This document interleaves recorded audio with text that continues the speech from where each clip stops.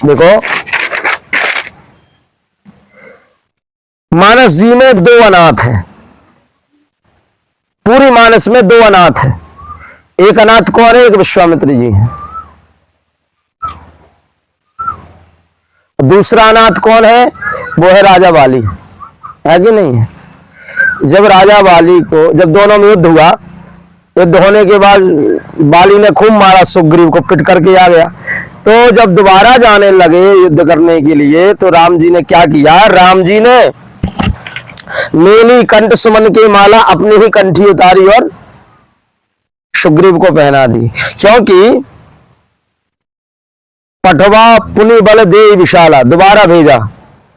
तो जब दोबारा युद्ध करने के लिए बाली आता तो उनकी पत्नी समझाती है, तारा बोले कहती देखो कहे बाली सुन भीरुमति।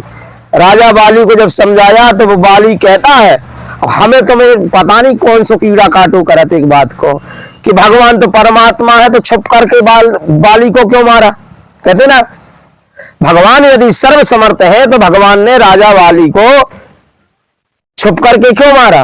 अरे भैया राजा बाली जो बली है, बाली ये जानता है कि राम जी समदर्शी है। सुन बाली, बाली कहता है कह बाली सुन भीर प्रिय समदर्शी रघुनाथ। क्या करते हैं?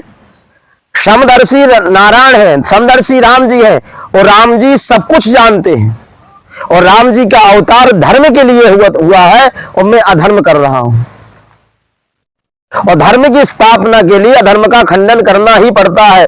जो कदापि मोहि मार ही तो पुनि हो सनाथ।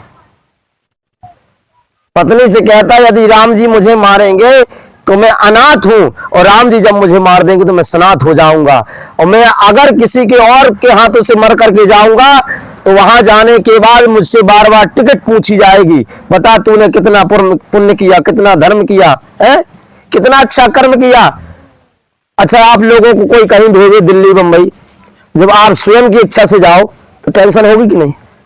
कहाँ रुकेंगे, कहाँ खाएंगे, कहाँ कमरा लेंगे, कैसे व्यवस्था करेंगे।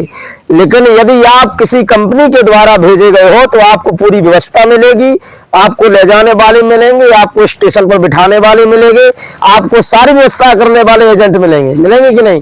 तो यही सुग्रीव कह रहा है कि राम जी मुझे मारेंगे तो हमारे पाप कर्म सब खत्म। सन्मुख होए जीव मोहे जब ही, भगवान का वचन है जब भी कोई जीवात्मा मेरे सामने एक बार भी खड़ा हो जाता तो उसके समस्त पाप ताप संताप समाप्त कर देता हूं, ये भगवान का वचन है। तो भगवान ने मारा, बाली ने कहा कि देखो, बाली बोला प्रभु मैं भी जानता हूं कि धर्म हेतु अवतरे गोसाई, आप तो धर्म की स्थापना करने के लिए अवतार लिए हैं, मारे हो मोहि व्याधि की नाई, आपने तो पशु पक्षियों जैसा मुझे मारा है। यानी जो व्याध लोग होते हैं मारने वाले जंगली शिकारी, शिकार कैसे करते हैं? ना आगे देखते, ना पीछा देखते, ना धर्म देखते, ना कर्म देखते, सीधा ठोकते हैं। और आपका अवतार तो धर्म के लिए हुआ है, वो आपने तो व्याधों जैसा काम किया है, शिकारी जैसा काम किया है, तो आप धर्म की स्थापना करने वाले कैसे कहलाए? और मैं बैरी सुग्रीव प्यारा, आप तो समदर्शी हो, तो आपको सुग्रीव इतना प्रिय क्यों लगा और मैं बैरी कैसे बन गया आपका?